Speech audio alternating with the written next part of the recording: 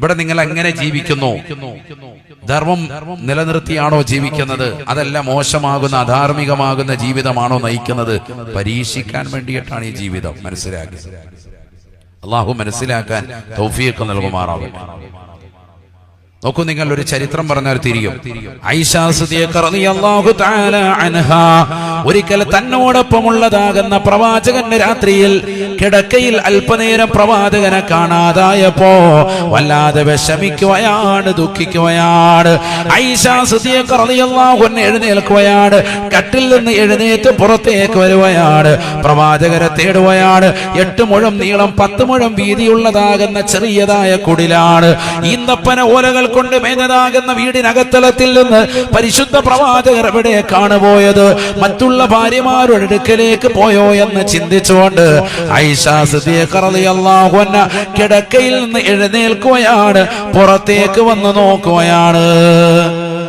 നോക്കുമ്പോ ഹബീബായ റസൂലുള്ളാഹി സ്വല്ലല്ലാഹു അലൈഹി വസല്ലമ തങ്ങൾ ജന്നത്തുൽ ബഖീഇൽ സിയാറത്താണ്. പരിശുദ്ധ പ്രവാചകർ സല്ലല്ലാഹു അലൈഹി വസല്ലമ തങ്ങൾ തന്റെ പ്രിയപ്പെട്ട അനുയായികൾക്ക് വേണ്ടി ദുആ ചെയ്യുകയാണ്. അവർക്ക് പാപമോചനത്തിന് അർത്ഥിച്ചുകൊണ്ട് ജന്നത്തുൽ ബഖീൽ ദുആ ചെയ്യുന്ന പ്രവാചകനെ ദർശിക്കുകയാണ്. ആയിഷ സിദ്ദീഖ റളിയല്ലാഹു അൻഹാ നേരെ വീട്ടിലേക്ക് വരുകയാണ്.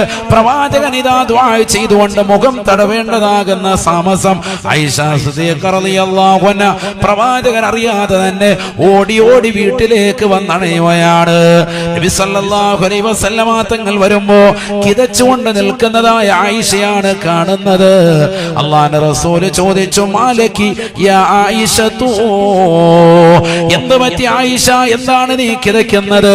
അല്ലാഹുവിന്റെ റസൂലിനോട് കാര്യം പറയുകയാണ്. നബിയേ, ഒരു വേള എന്റെ മനസ്സിൽ ചിന്ത വന്നുപോയി.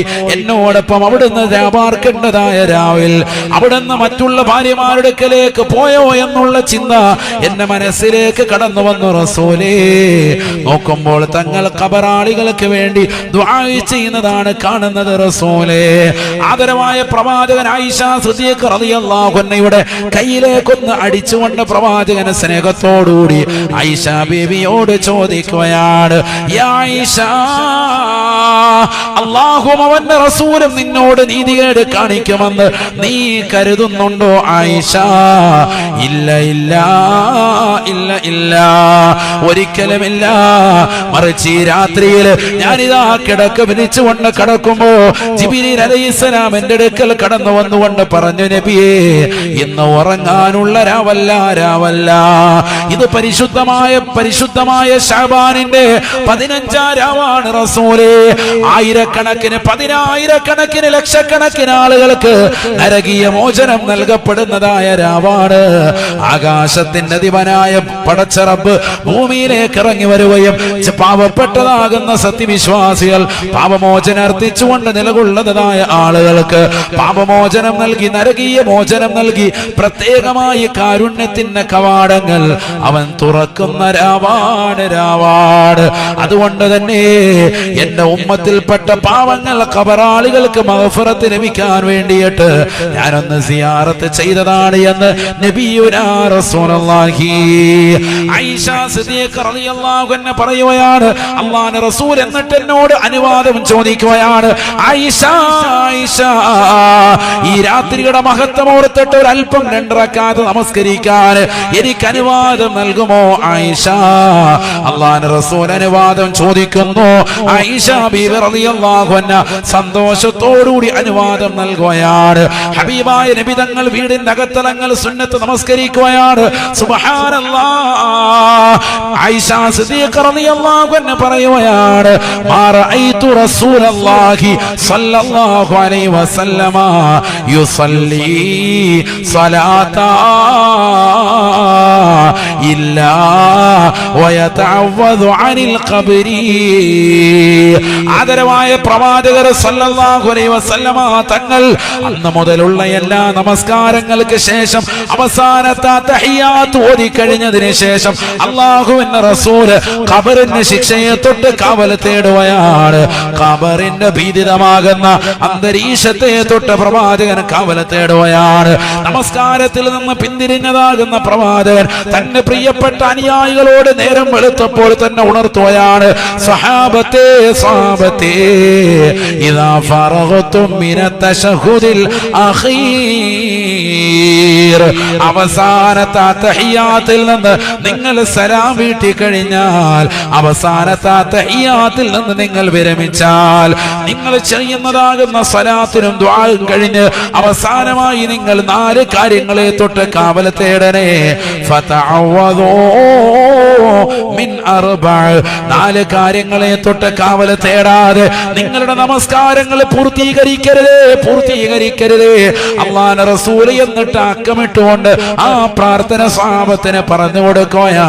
പ്രിയപ്പെട്ട മുസ്ലിമേ മുസ്ലിമത്തെ, ഇശാ നമസ്കരിച്ച് കടന്നു വന്നതായ സഹോദരിമാരെ, ഇച്ചിലങ്കോട് മക്കാമിലേക്ക് കടന്നു വന്ന ചെറുപ്പക്കാരെ, ഇശാ നമസ്കാരത്തിന്റെ അവസാനത്തെ തഹിയ്യാത്തിന് ശേഷം നീ ഓതിയിട്ടുള്ള പ്രാർത്ഥനയല്ലേ അല്ലാഹുവിന്റെ റസൂൽ സ്വഹാബത്തിന് 1400 വർഷം മുമ്പ് പഠിപ്പിച്ചു കൊടുത്തതാണ്.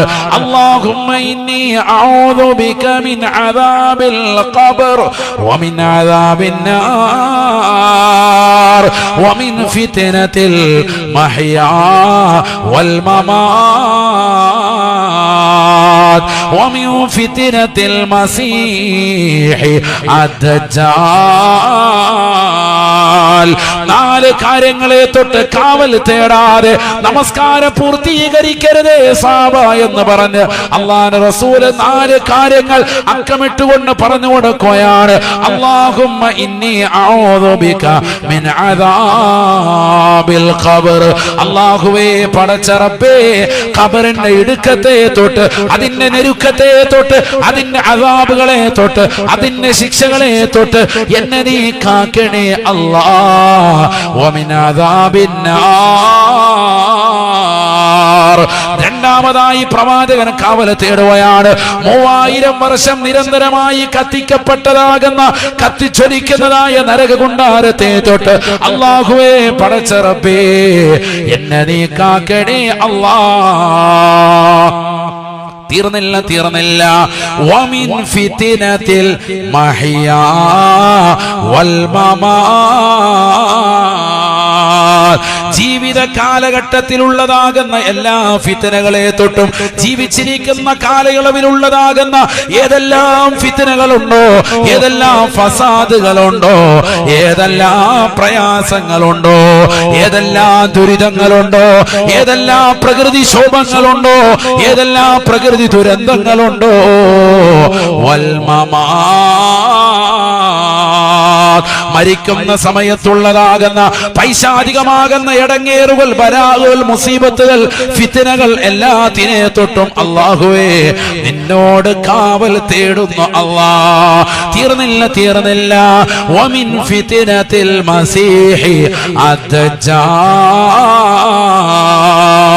അവസാന കാലഘട്ടത്തിൽ കടന്നു വരുന്നതായ ഏറ്റവും വലിയ ഫിത്നയായി എല്ലാ അമ്പിയാക്കളും പഠിപ്പിച്ചതായ, എല്ലാ നബിമാരും മദദ് സമുദായത്തിന് മുന്നറിയിപ്പ് നൽകിയതായ ദജ്ജാലിന്റെ ഫിത്നയെ തൊട്ട് നിന്നോട് കാവൽ തേടുന്നു അല്ലാഹ്. ആദരവായ പ്രവാചകനെ പറയുകയാണ്, വരാനിരിക്കുന്ന ഏറ്റവും വലിയ വിപത്താണ് ദജ്ജാൽ.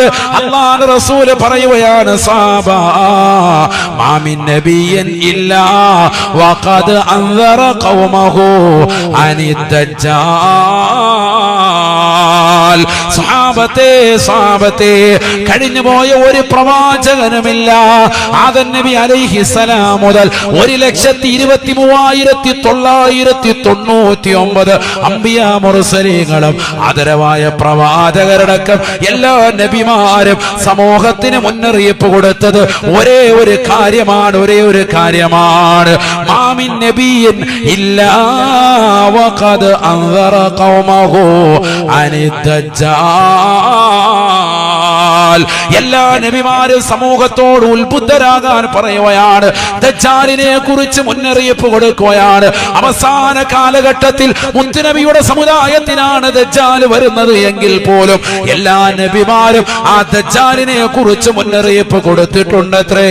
കാരണം ദജ്ജാൽ നിസ്സാരനായ ഫിത്നയല്ല, ലോകം മുഴുവനും തകിടം മറിക്കുന്നവനാണ്. അവനെ കൊണ്ട് വിശ്വസിക്കാത്തവന് അവൻ കൊന്നുകളയുന്നവനാണ്, അവൻ നശിപ്പിക്കുന്നതാണ്. എല്ലാവരെയും തകിടം മറിച്ചുകൊണ്ടാണ് കടന്നു വരുന്നത്. ആദരവായ പ്രവാചകർ സല്ലല്ലാഹു അലൈഹി വസല്ലമ തങ്ങൾ ഈ 4 കാര്യങ്ങളെ കൊണ്ട് കാവൽ തേടിയതിൽ മർമ്മപ്രധാനമായ കാവൽ തേട്ടമാണ്. പലരും ശ്രദ്ധിക്കാതെ പോകുന്ന വിഷയമാണ് വമിൻ ഫിത്നത്തിൽ മഹ്യാ വൽ മമാത്. ജീവിച്ചിരിക്കുന്ന കാലയളവിലുള്ള ഫിത്നകളെ തൊട്ട് മരിക്കുന്ന സമയത്തുള്ള ഫിത്നകളെ തൊട്ട് നാശനഷ്ടങ്ങളെ തൊട്ട് കെടുതികളെ തൊട്ട് അല്ലാഹുവേ എന്നെ നീ കാക്കണേ അല്ലാ. അതാണ് ഖുർആൻ പറഞ്ഞത്, അല്ലദീ ഖലഖൽ മൗത വൽ ഹയാത ലിയബ്ലുവകും അയ്യുകും അഹ്സനു അമലാ. മനുഷ്യ മാനവാ, നിനക്ക് ജീവിതത്തെയും മരണത്തെയും അല്ലാഹു ക്രമീകരിച്ചിരിക്കുന്നത്, പടച്ചിരിക്കുന്നത് ഒരു പരീക്ഷണമാണ്.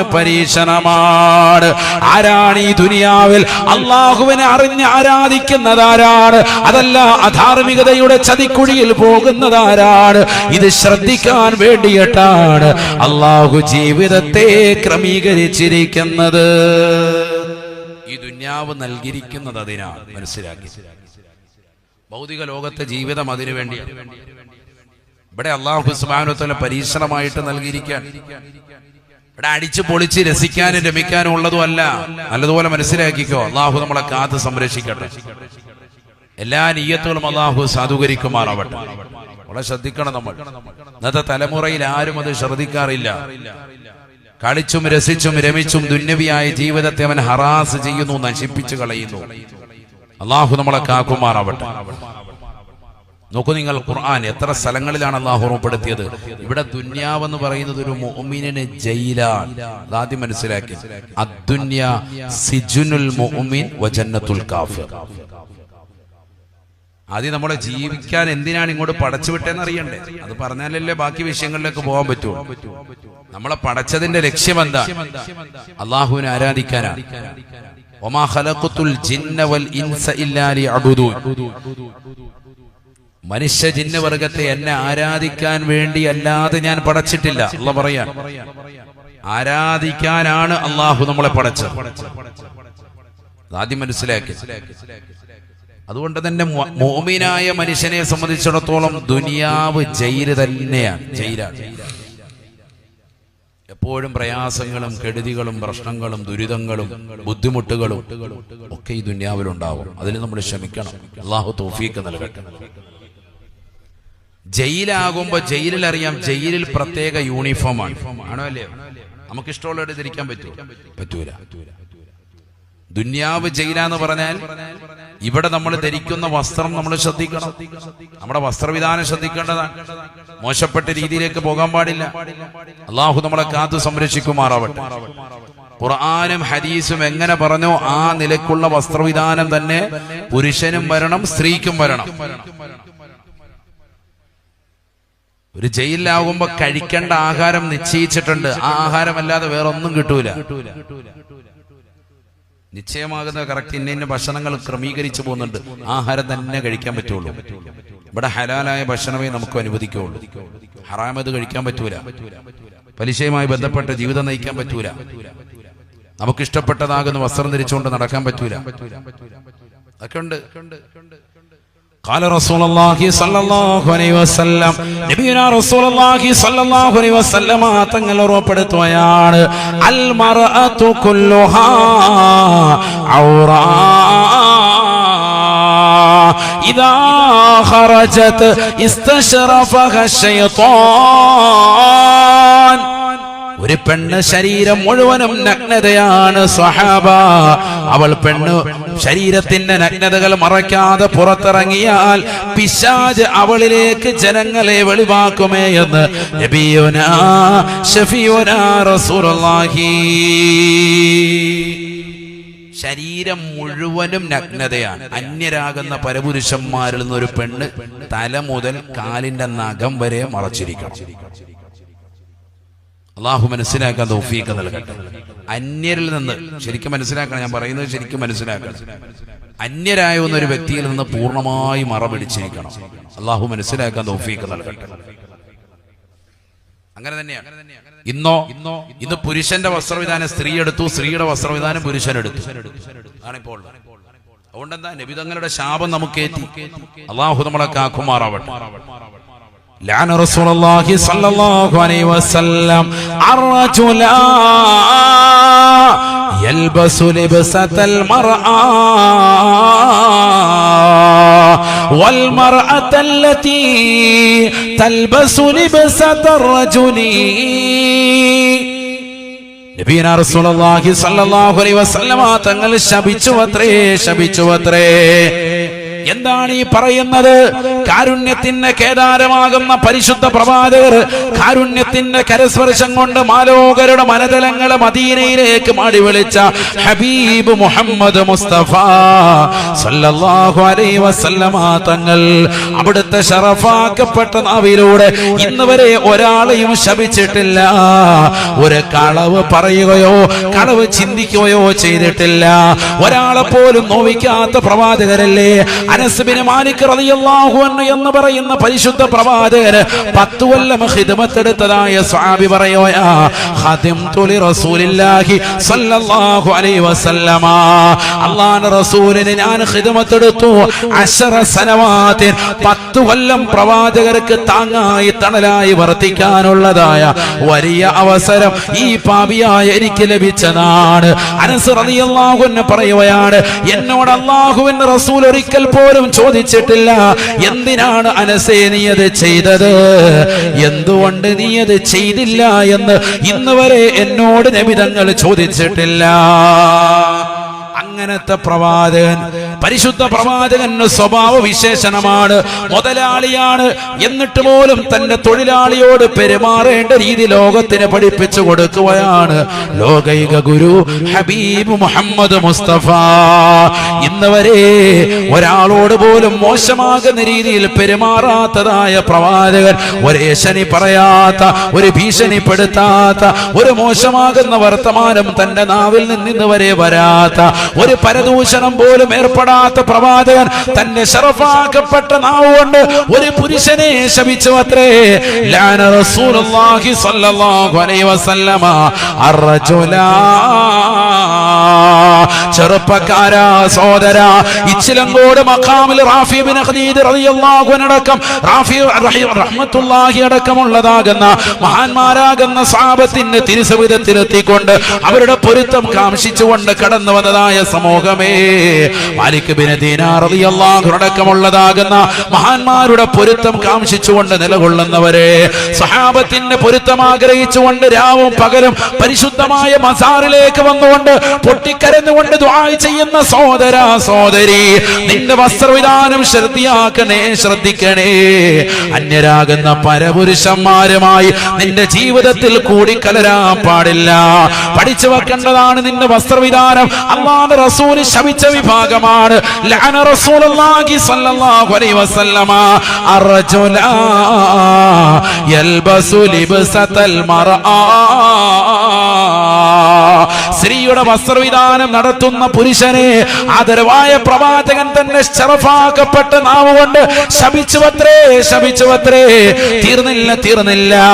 വൽ മർഅത്തല്ലതി തൽബസു ലിബ്സതർ റജുലി. ഒരു പെണ്ണിനെയും അല്ലാഹുവിന്റെ റസൂൽ ശപിച്ചിരിക്കുകയാണ്. ഈ ദുനിയാവിൽ പുരുഷന്റെ വസ്ത്രവിധാനം നടത്തുന്ന സ്ത്രീകളില്ലയോ, പുരുഷന്മാര് ധരിക്കുന്നത് പോലെ ബനിയൻ ധരിച്ചുകൊണ്ട് ടൈറ്റാകുന്ന ജീൻസ് ധരിച്ചുകൊണ്ട് നടക്കുന്ന മുസ്ലിം യുവതികളില്ലേ, സഹോദരിമാരില്ലേ, ആഖിറത്തെ പറ്റി ചിന്തിക്കണേ, ഖബറിനെ പറ്റി ഒന്ന് ഓർക്കണേ. എന്തിനീ ദുനിയാവിൽ തന്നെ നീ ജീവിതകാലം എത്ര കാലം ജീവിച്ചാലും അല്ലാഹുവിന്റെ റസൂലിന്റെ ശാപമേറ്റുകൊണ്ടാണ് നീ നടക്കുന്നത് എന്നുള്ള തിരിച്ചറിവ് ഉണ്ടാവണേ. പുരുഷന്മാര് സ്ത്രീകളുടെ വസ്ത്രവിധാനം, സ്ത്രീകൾ പുരുഷന്മാരുടെ. ഇന്ന് നടന്നുകൊണ്ടിരിക്കുന്ന അങ്ങനെ തന്നെയാണ്. നെരിയാണിക്ക് താഴെ വസ്ത്രം ധരിക്കണമെന്ന് പറഞ്ഞത് ആരോടാണ്? സ്ത്രീകളോട്. എന്നിട്ട് ആരാ ഇവിടെ നടക്കുന്നത്? പുരുഷന്മാർ. നെരിയാണിക്ക് താഴെ എല്ലാം 95% അങ്ങനെയാണ്. ഇരിക്കുന്നവരെയൊക്കെ ഒന്ന് എഴുന്നേറ്റ് തുണി കൊടുക്കാൻ പറഞ്ഞ അണ്ടർവെയറിന്റെ വള്ളി പിടിക്കേണ്ടി വരും. അല്ലാഹു നമ്മളെ കാക്കട്ടെ. ബാക്കിയൊക്കെ ഓക്കെയാണ്, ഭയങ്കര സുന്നിയാണ്. ഈ വിഷയത്തിൽ മാത്രം ഇപ്പോഴും ഹാജിയാർ അങ്ങോട്ട് ശരിയായിട്ടില്ല. ഹാജിയാർക്ക് ആ വിഷയം മാത്രം പറയുമ്പോൾ അങ്ങോട്ട് ഉൾക്കൊള്ളാൻ പറ്റുന്നില്ല. വർഷങ്ങളായിട്ട് അത് കേൾക്കുകയാണ്, ഇപ്പുറത്തൂടെ കേട്ട് 15 ദിവസം കഴിഞ്ഞ് 16ാമത്തെ ദിവസമാണ്. എന്നാലും തുണിയും കൊണ്ട് കയറ്റി കൊടുക്കാൻ പറയുമ്പോൾ ഒരു വിഷമം. അതുകൊണ്ട് എന്തായി, ഹാജിയാരും ഹാജിയാരുടെ മക്കളും കുടുംബങ്ങളും പരമ്പരകളും ഒക്കെ തന്നെ തുണി നിലത്തൂടെ വലിച്ചഴിച്ചടക്കുക. നാട് വൃത്തിയാക്കിക്കൊണ്ട ജോലി അവർക്കാണ്, തൂപ്പ് ജോലി. നിലത്തൂടെ ഇങ്ങനെ തുണി വലിച്ചഴിച്ചുകൊണ്ട് കിടക്കാം. അതിന് മാത്രം എല്ലാവർക്കും ഒരു വിഷമം. നരക നിർബന്ധമായ വിഭാഗമാണെന്ന് പറഞ്ഞു കേട്ടിട്ട് ഒരു വിഷയമില്ല, ഒരു കുലുക്കോ ഇല്ല. ആണോ അല്ലയോ? പെണ്ണിന്റെ വസ്ത്രവിധാനാണത്. എങ്ങോട്ട്? നെരിയാണിക്ക് താഴെ വസ്ത്രം ധരിക്കാൻ പറഞ്ഞത് പെണ്ണിനോട്, ധരിക്കുന്നതോ പുരുഷൻ. പെണ്ണോ ബർമുഡ ട്രയാങ്കിൾ ആനിട്ടോണ്ട് നടക്കുക, ബർമുഡ ഇട്ടോണ്ട് നടക്കുക. പെണ്ണുങ്ങൾ 3/4 നേരെ കയറ്റി മുട്ടിന് മേളോട്ട് കയറ്റി വെച്ചിരിക്കാൻ, തൊടയൊക്കെ കാണിച്ച് ആചാരെ ഇളക്കി, അങ്ങനെയാണ് നടക്കുന്നത്. പെണ്ണുങ്ങൾ നേരെ തിരിഞ്ഞ് എന്നെ നിബിധങ്ങൾ പറഞ്ഞത് സല്ലല്ലാഹു അലൈഹി വസല്ലം. എവിടെ എത്തിപ്പോയി നമ്മുടെ സമൂഹം? അല്ലാഹു നമ്മളെ കാത്ത് സംരക്ഷിക്കുമാറാവട്ടെ. നബിയുനാ റസൂലുള്ളാഹി സ്വല്ലല്ലാഹു അലൈഹി വസല്ലമ തങ്ങൾ സ്വഹാബത്തിനോട് പറയുകയാണ്, തുർഖി ശിബ്റൻ മിനസ്സൗബി. അല്ലാഹുവിന്റെ റസൂൽ സ്വഹാബത്തിന് പറഞ്ഞു കൊടുക്കുകയാണ്, സ്വഹാബ, സ്ത്രീകൾ അവരുടെ നെരിയാണിക്ക് താഴോട്ട് ഒരു ചാൺ വസ്ത്രം താഴ്ത്തിയിടണേ. തുർഖി ശിബ്റൻ മിനസ്സൗബി. നെരിയാണിക്ക് താഴോട്ട് ഒരു ചാൺ വസ്ത്രം താഴ്ത്തണം. ആര്? സ്ത്രീകൾ.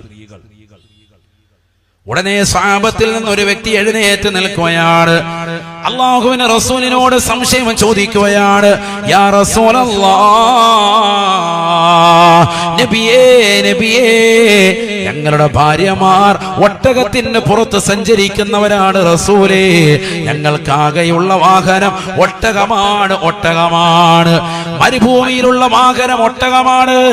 ഒട്ടകത്തിന്റെ പുറത്തേക്കും ഒട്ടക കട്ടിലേക്കും കാലെടുത്തു വെക്കുമ്പോ ഒരുപക്ഷേ ഒരു ചാൺ വസ്ത്രം താഴ്ത്തിയിട്ടാലും കാലിന്റെ അടിഭാഗം, കാൽപാദം കാണാൻ ചാൻസ് ഉണ്ട് റസൂലേ. എന്ത് ചെയ്യണം ഹബീബേ? നല്ല ക്വസ്റ്റ്യനാണ്. ഒട്ടകത്തിന്റെ പുറത്തേക്കും അതുപോലെ നല്ല പൊക്കമുള്ള സ്ഥലത്തേക്കൊക്കെ കാല് വെച്ചിങ്ങോട്ട് കയറുമ്പോ താഴെ നിൽക്കുന്നവന് കാണാം. എല്ലാം കണ്ട് അല്ലാഹു നമ്മളെ കാക്കട്ടെ. ചിലപ്പോ എന്താ, എത്ര ഒരു ചാണ് താഴ്ത്തിയിട്ടാലും, പർദ്ദയാണെങ്കിലും മറ്റെന്ത് വസ്തുവാണെങ്കിലും ഒരു ചാണൊക്കെ താഴ്ത്തിയിട്ടാലും കാലിന്റെ അടിഭാഗം ഒക്കെ കാണാൻ ചാൻസ് ഉണ്ട്. നബിയെ എന്ത് ചെയ്യണം? അപ്പൊ നബി എന്താ പറഞ്ഞത്? അത് മദീനാണോ പറഞ്ഞത്? കേക്ക് ഹദീസ് ഒക്കെ പഠിക്കണ്ടേ, ഉമ്മത്ത് പഠിക്കണ്ടേ.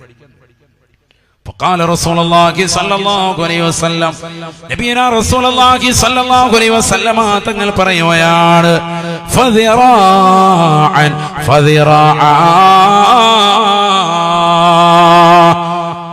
ഒരു ചാൺ വസ്ത്രം താഴ്ത്തിയിട്ടാലും അന്യരാകുന്ന പരപുരുഷന്മാര് ഒട്ടകത്തിന്റെ പുറത്തേക്കോ ഒട്ടക കട്ടിലേക്കോ കയറുമ്പോ നിന്റെ ശരീരത്തിന്റെ നഗ്നതകൾ അഥവാ കാലിന്റെ താഴ്ഭാഗം കാണാൻ ചാൻസ് ഉണ്ടെങ്കിൽ ആ തൊലി വെളുപ്പ് പോലും മറ്റുള്ളവരെ കാണിക്കാൻ പാടില്ല.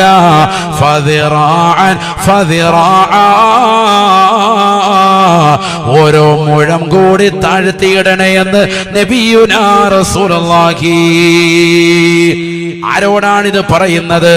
എല്ലാ ദിവസവും ഫേസ്ബുക്കിലും ഇൻസ്റ്റഗ്രാമിലും ഒക്കെ റീൽസുകൾ ചെയ്തുകൊണ്ട് ശരീരത്തിന്റെ നഗ്നതകൾ പരപുരുഷന്മാർക്ക് ദർശിപ്പിച്ചുകൊണ്ട് നിലകൊള്ളുന്നതായ കാസർഗോഡുള്ളതാകുന്ന ചുള്ളന്മാരും ചുള്ളത്തികളും ഉള്ളതായ നാടല്ലയോ നാടല്ലയോ.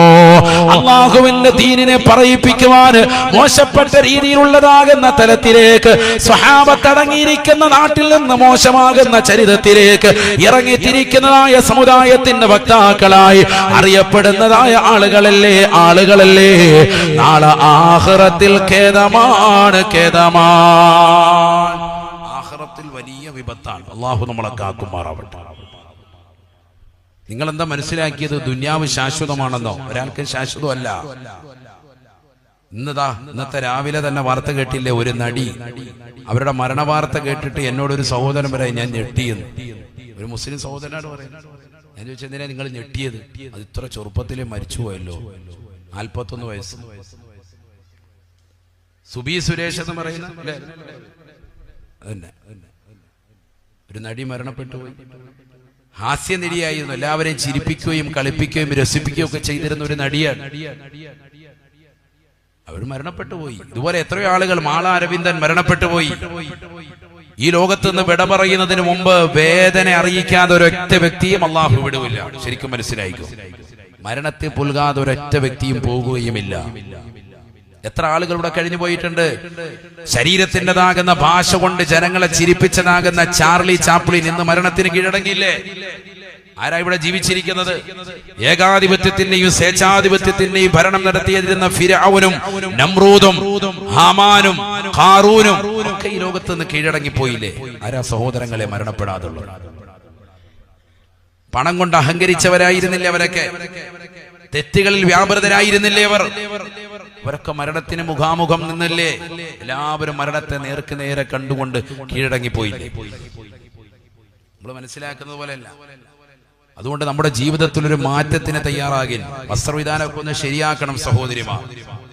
കാണുന്നതൊക്കെ സ്റ്റാറ്റസ്, എപ്പോഴും സ്റ്റാറ്റസ് വീഡിയോ തന്നെ. പോകുന്നതും ഇരിക്കുന്നതും കടക്കുന്നതും നിൽക്കുന്നതും എല്ലാം സ്റ്റാറ്റസ് വീഡിയോ ഇറക്കി വിടുന്നത് നമ്മുടെ മക്കൾ തന്നെയാണ് ഏറ്റവും കൂടുതൽ. ഇൻസ്റ്റഗ്രാമിലൂടെ ഒരുത്തം പ്രണയിച്ച് സൗദി പെണ്ണിനെ അടിച്ചോണ്ട് വന്നു കാസർഗോഡ്. അറിഞ്ഞില്ലേ? പിന്നെ കൊള്ളാം, എല്ലാവരും അറിഞ്ഞിട്ട് ഇപ്പൊ ആ പരിപാടി നോക്കിക്കൊണ്ടിരിക്കുക. സൗദി പെണ്ണാണെങ്കിൽ കാര്യമായിട്ട് ജീവിതം നടക്കുക. അള്ളാഹു നമ്മളെ കാത്തു സംരക്ഷിക്കട്ടെ. എവിടെയാണ് ലോകം എത്തിച്ചേരുന്നത്? സോഷ്യൽ മീഡിയയുടെ ദുരുപയോഗം. നമ്മുടെ മക്കൾ അതിലൂടെ ഉണ്ടാകുന്ന നാശനഷ്ടങ്ങൾ ചെറുതാണോ നിസ്സാരമാണോ? ഏതെല്ലാം മേഖലയിൽ അത് മോശമായ രീതിയിൽ വഴിവെച്ചു. നഊദു ബില്ലാഹ്. അല്ലാഹുവേ, ഞങ്ങളെ മക്കളെ നീ കാക്കണേ അല്ലാ, നീ കാത്തു സംരക്ഷിക്കണേ അല്ലാ. ഫാത്തിമ ബീവി റളിയല്ലാഹു അൻഹാ അവസാനത്തെ സമയമാകുന്ന സന്ദർഭത്തിൽ മഹദി അവറുകൾ ഇരുന്നു കൊണ്ട് കരയുകയാണ്. കൂട്ടുകാരിയാകുന്ന അസ്മാ ബിൻത് ഉമൈസ് റളിയല്ലാഹു അൻഹ കടന്നു വന്നുകൊണ്ട് ചോദിക്കുന്നു, എന്തിനാണ് ഫാത്തിമ നീ കരയുന്നത്? മാ യുബ്കീകി യാ ഫാത്തിമതു, ഫാത്തിമ നീ എന്തിനാണ് കരയുന്നത്? ഫാത്തിമ ബീവി റളിയല്ലാഹു അൻഹ പറയുകയാണ്, ഞാൻ കരയുന്നത് മറ്റൊന്നുമല്ല, മരണത്തെ കുറിച്ച് ഓർത്തിട്ടോ മരണത്തെ കുറിച്ച് ഭയപ്പെട്ടിട്ടോ അല്ല, മറിച്ച് ഞാൻ കരയാനുള്ള കാരണം ഇക്കാലഘട്ടത്തിലെ മയ്യത്ത് കട്ടിൽ ഓർത്തിട്ടാണ്. ഞാൻ കരയാനുള്ള കാരണം വേറൊന്നുമല്ല, മയ്യത്ത് കട്ടിൽ ഓർത്തിട്ടാണ് കരയുന്നത്. അപ്പൊ കൂട്ടുകാരി, ഏറ്റവും അടുത്ത കൂട്ടുകാരിയാണ് ആര്? അസ്മാ ബിൻത് ഉമൈസ് റളിയല്ലാഹു അൻഹ. അവര് ചോദിച്ചു, എന്തിനാടി നീ കൂട്ടുകാരി, നീ എന്തിനാ ഇങ്ങനെ കരയുന്നത്? മയ്യത്ത് കട്ടിൽ കണ്ടിട്ട് കരയുക എന്തിനാ? അപ്പൊ പറഞ്ഞു, മയ്യത്ത് കട്ടിൽ കണ്ടിട്ട് കരയാനുള്ള കാരണം ആ ഇടയ്ക്കുള്ള കസേര ഒന്നങ്ങോട്ട് ഇട്ടു കൊടുക്കേ, കാരണം ആ പുറകെ നിൽക്കുന്നവർ വന്ന് ഇരുന്നോട്ടെ, അള്ളാഹു കബൂലാക്കട്ടെ. വലണ്ടിയേഴ്സ് ഒന്ന് ശ്രദ്ധിക്കും കേട്ടോ, വേഗം എവിടെയുണ്ട് 1-2 കസേര ഫ്രണ്ടിൽ. എല്ലാരും ഇരിക്കും മക്കളെ, കുറച്ചേരം ഇരിക്കും, അധികം നീട്ടണ്ട. നമുക്കൊരു 11 മണിയാകുമ്പോൾ ദ്വാരൊക്കെ പോരെ. അള്ളാഹു സ്വീകരിക്കട്ടെ. എല്ലാ ദിവസവും വഴുത് കേൾക്കുന്ന നിങ്ങളെ സമ്മതിക്കണം, ഒറ്റ ദിവസം പോലും മുടങ്ങാതെ. ഇത്രയും ദിവസം അടുപ്പിച്ച് നിങ്ങൾ ഇരുന്നില്ല. അള്ളാഹു നിങ്ങൾക്ക് ബറക്കത്ത് ചൊരിയട്ടെ. എല്ലാവിധ സന്തോഷവും അള്ളാഹു നസീബാക്കട്ടെ. വലിയൊരു മാറ്റം അള്ളാഹു നൽകി അനുഗ്രഹിക്കട്ടെ. എത്ര സീരിയലാണ് അതുകൊണ്ട് ഇവിടെ നഷ്ടപ്പെട്ടത് അല്ലേ? അതൊരു ഖൈറല്ലേ? ഇല്ലെങ്കിൽ 15 ദിവസം ഇനിയിപ്പോ ഇത് പോയി ഖളാ വിട്ടാ നിൽക്കും. അങ്ങനത്തെ ടീമുകളും ഉണ്ട്. അള്ളാഹു നമ്മളെ കാക്കുമാറാവട്ടെ. സീരിയലും സിനിമകളും ടിക്ടോക്കും സംഭവങ്ങളും ഒക്കെ ഒഴിവാക്കി നിങ്ങൾ ഇങ്ങനെ ഇരിക്കാന്ന് പറഞ്ഞ നിസ്സാരമല്ല, വലിയൊരു കൂലിയാണ്. അള്ളാഹു തൗഫീഖ് നൽകട്ടെ. ബക്കറ്റ് ഒന്നും കൊണ്ടുവന്നല്ലോ, ചെറിയൊരു ബക്കറ്റ് ഒന്നും കൊണ്ടുവന്നോളൂ. ഇൻഷാ അല്ലാഹ് ഒരു സദഖ എല്ലാവരും നൽകും. അള്ളാഹു നമ്മുടെ സദഖകളെ സ്വീകരിക്കുമാറാവട്ടെ. ആമീൻ പറയിൻ. ألف الألف نظام مدح على العالي عال أول سطور بسم الله بدأ القال قال لا إله إلا الله